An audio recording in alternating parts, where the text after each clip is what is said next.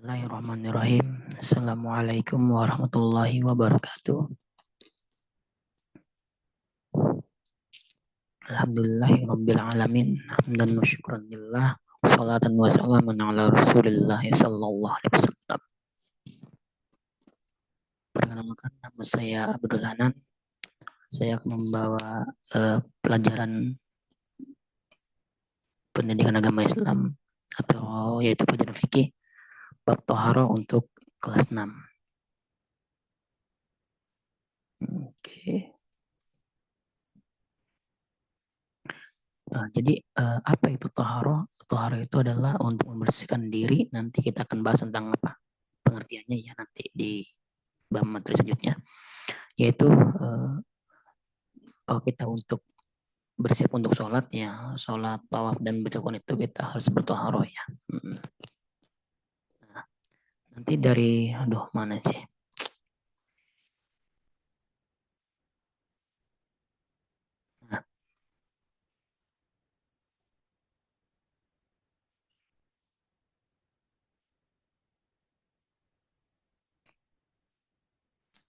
Nah, pengertian toharo nanti kita akan nanti bahas dari bab toharo itu yaitu pengertian toharo, bersuci, hadas, wudhu dan tayamum.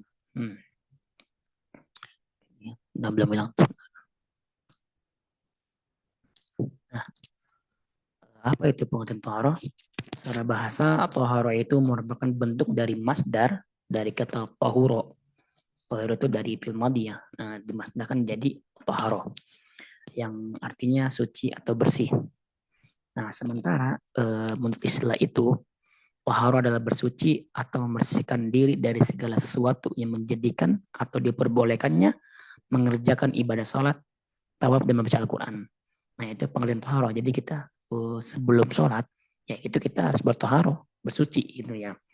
Itu kalau secara bahasa dan istilahnya. Nah, kita masuk ke bersuci. Bersuci itu merupakan dari bagian dari toharo ya.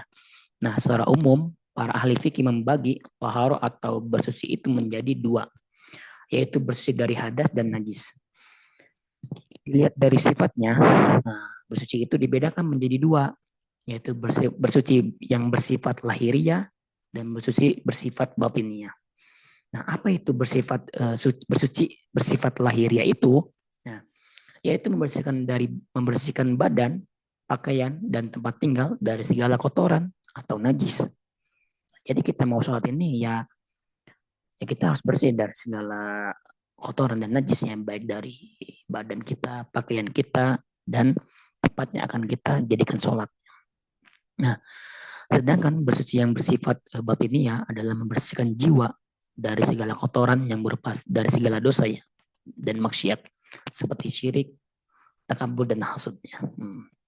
Nah, jadi kita selain dari kita bersih secara lahiriah, kita juga harus bersih secara batiniah, yaitu dari dosa syirik, yaitu menyekutukan Allah, takabur, sombong, dan hasud. Hasud itu ya iri dengki. Nah, selain dia tadi kan bersuci, itu alatnya apa sih untuk bersuci? Yang pertama itu ada air, yaitu air suci dan mensucikan. Nah, istilah fikih menyebutkan tohir mutohir. Jadi air ini bersifat suci dan menyucikan. Air ini disebut air mutlak karena masih asli dan murni serta menyucikan. Yaitu air apa aja sih yang bersih dan mensucikan itu? Yaitu air hujan, air es, dan air embun. Dalam surat Al-Anfal disebutkan ayat 11, dan air laut, terutama air itu suci dan mensucikannya. Ada lagi nggak? Itu air sungai, air sumur, dan mata air. Itu dari yang tadi saya sebut tadi, airnya itu adalah suci dan mensucikannya. Nah, air suci dan tidak mensucikan ada sifat air suci dan tidak mensucikan, merupakan air zatnya yang suci tapi tidak sah digunakan untuk suci. Air suci yang telah dicampur dengan benda suci lainnya hingga berubah salah satu sifatnya seperti air teh, air kopi. Nah, memang air ini suci tapi tidak mensucikan, yaitu air kopi. Masa kita air kopi untuk berwudu kan tidak suci ya, tidak mensucikan. Air mustakmal, yaitu air sedikit yang telah digunakan untuk bersuci walaupun tidak berubah sifatnya. Air mustamal itu air yang sudah digunakan, itu tidak suci lagi. Nah, tidak suci dan tidak mensucikan. Air ini suci tapi tidak mensucikan seperti itu. Nah, air pepohonan atau buah-buahan seperti air kelapa, jenis air ini tidak dapat digunakan untuk bersuci walaupun suci. Air mutanajis, air yang terkena najis itu tidak suci.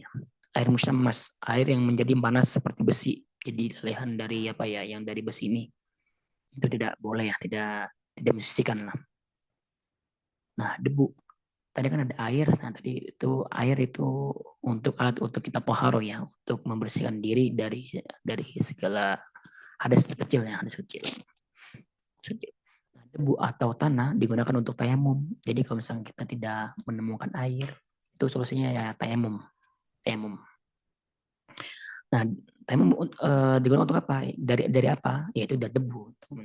Debu atau tanah digunakan untuk tayamum sebagai pengganti wudhu. Tayamum dilakukan jika tidak ada air. Nah, kalau misalnya kita tidak ada air, ya tayamum. Atau berhalangan memakai air, misalkan karena sakit ya, sakit kalau misalkan dia sakitnya, kalau misalkan air itu berbeda fatal, ya udah lebih baik kita tayamum. Misalnya karena sakit tuh tadi, karena sakit atau musafir ya. Nah, selain dari air dan debu, kita bisa menggunakan batu untuk kita bersuci ya. Nah, batu dapat digunakan untuk bersuci atau beristinja. Beristinja itu membersihkan dari setelah kita beristinja ya. Istinja itu apa ya? Setelah kita membuang air ya. Ketika tidak ada air, misalkan istinja itu membersihkan dubur setelah hadas besar ya, setelah buang air besar. Jumlahnya sedikitnya 3 batu. Jadi kita 3 batu. Selain itu tidak boleh menunggu najis hingga kering, sebab akan sulit untuk dibersihkan.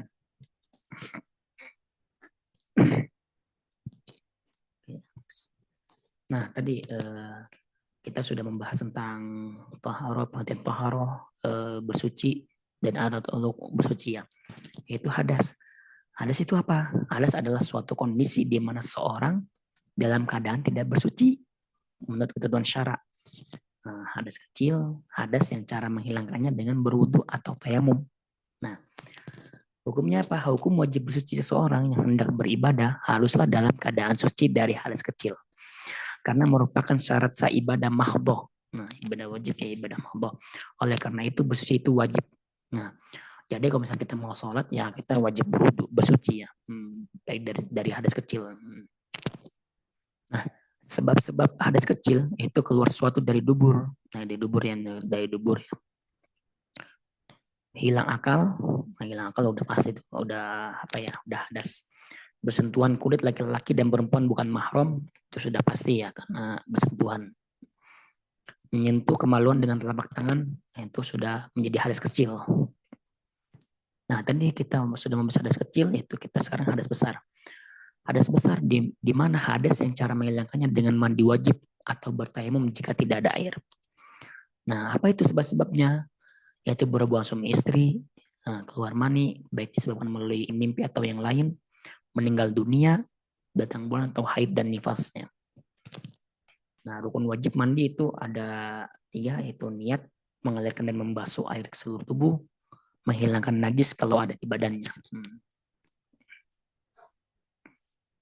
3, sunnah mandi wajib, yaitu sunnahnya itu membaca basmalah, berwudu sebelum mandi, menggosok seluruh badan dengan tangan berturut-turut tidak berselang waktu ya. Jadi langsung dimandikan gitu. Jadi tidak berselang waktu nunggu berapa menit ya. Larangan bagi orang yang berhadas besar itu kalau misalkan kita sudah punya hadas besar itu kita tidak boleh sholat sebelum kita bersuci. Tawaf, memegang mushaf dan membaca Al-Quran. I'tikaf, khusus wanita haid dan nifas dilarang berhubungan suami dan istri dan puasa ya. Suami istri dan puasa. Sujud tilawah itu tidak boleh. Itu masuk sujud tilawah ini merupakan ibadah dari ibadah ya. Nah, kita sudah membahas tentang taharo, alat untuk bersuci, hadas kecil dan hadas besar. Sekarang kita membahas tentang najis. Nah, secara bahasa kata najis ini merupakan bentuk fa'il. Fa'il itu adalah pelaku ya. Dari kata najasa yang berarti kotor. Nah, sementara menurut istilah najis itu adalah sesuatu yang dianggap kotor oleh syara, oleh hukum syara ya. Adapun yang termasuk najis disepakati oleh Imam Madhab 4, Imam Syafi'i, Imam Ahmad bin Hanbal, Imam Abu Hanifah dan Imam Malik itu adalah yang 10 ini ya.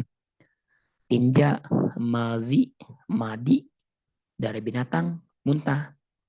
Tinja itu adalah kotorannya, kotoran apa? Kotoran manusia, kotoran hewan. Gitu. Itu tinja.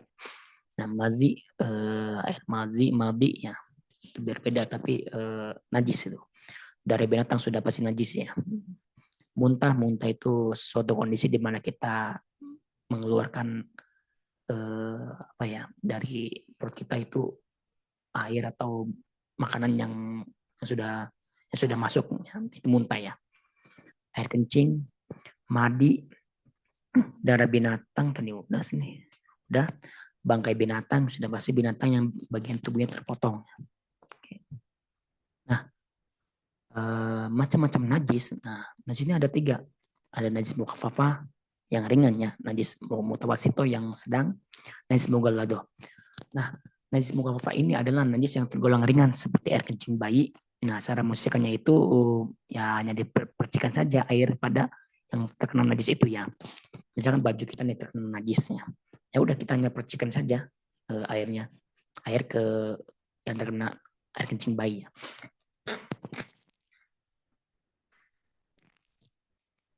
Najis mutawasito merupakan najis yang tergolong sedang seperti darah, nanah, muntah, bangkai, minuman memabukkan. Najis aini adalah najis yang kelihatan wujudnya. Jadi ini itu yang kelihatan wujudnya ya, jadi seperti darah tuh. Nah itu najis aini ya. Najis hukumiyah adalah najis yang tidak terwujudnya seperti memabukkan. Gitu ya. Bukan. Najis mughalladah merupakan najis yang tergolong berat, yaitu najis dari anjing, babi, baik jilatannya air kencing, kotoran daging, tulang, darah, bangkai. Nah, apa cara menyucikannya? Dengan membasuh sebanyak 7 kali. Misalnya kita terkena najis air liur anjing ya. Nah, itu belum membersihkan 7 kali. 1 kali dicampur dengan tanah, 1 diantaranya itu dicampur dengan tanah. Jadi kita basuh dengan air, tanah. Nah, satunya tanah tuh ya, jadi untuk membersihkan atau menyucikannya ya. Tadi kita sudah membahas, sekarang kita membahas tentang wudhu ya.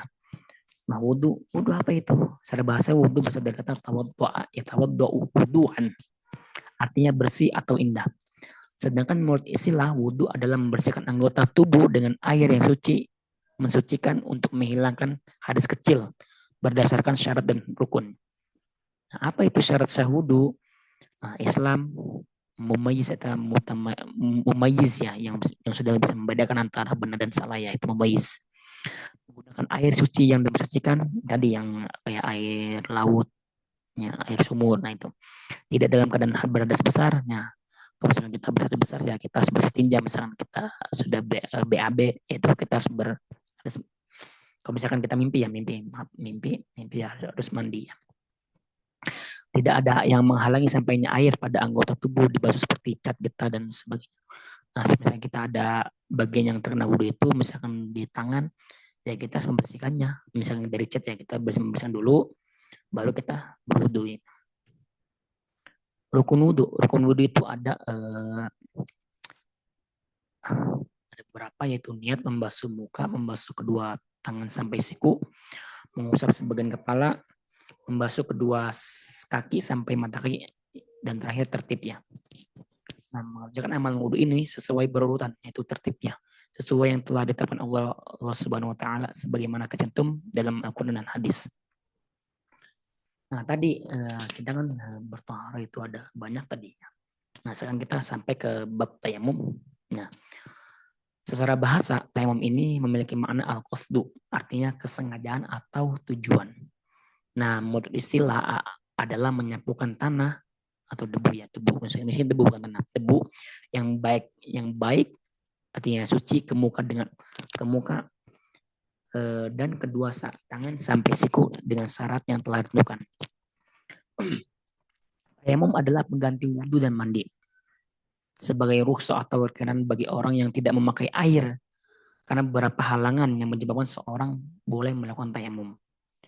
Nah, sebab-sebab dilakukan tayamum itu ada sakit dalam perjalanan pas waktu darah ya, tidak menemukan air ya. Yang kalau misalnya kita sakit ya kita bisa bertayamum untuk pengganti wudhu ya. Dalam perjalanan yaitu di pesawat udara kita boleh bertayamum jika kita ingin melaksanakan sholat.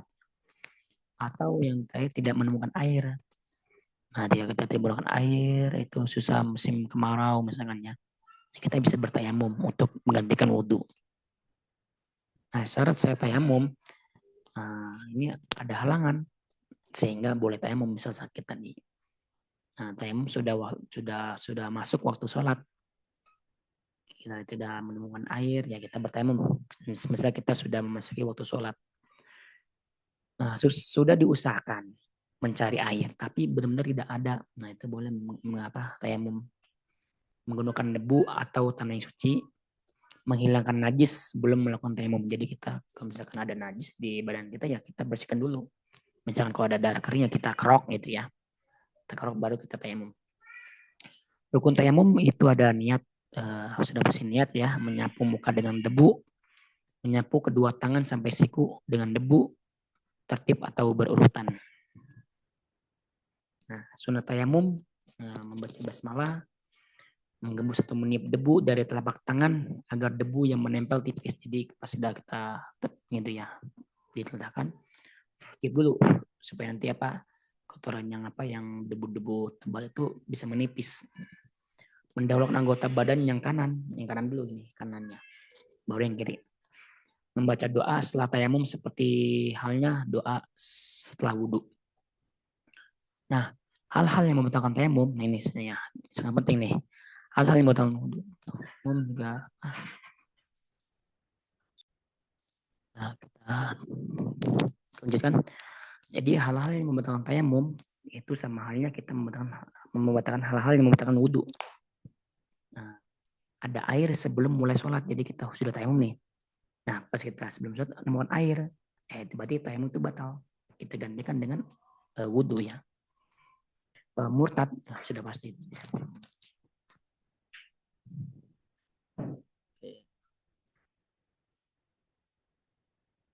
Nah, oke, lanjut. Nah, sekarang kita latihannya apa? Latihan soal. Jadi anak-anak nih supaya paham ya. Jadi apa? Sebentar. Latihan soal. Nah, jadi manakah yang termasuk sunnah tayamum? Nah, A. Membaca basmalah, B. Air, C. Batu, D. Debu ya. Apa? Coba kita lihat. Kita membaca basmalah. Benar, berarti benar ini ya. Ya mungkin cukup itu saja ya untuk pertemuan kita pada hari ini. Alhamdulillah kita sudah dipuji materi. Kita tutup dengan baca doa tutup majelis. Subhanakallahumma wa bihamdika asyhadu an la ilaha illa anta astaghfiruka wa atubu ilaik. Wassalamualaikum warahmatullahi wabarakatuh.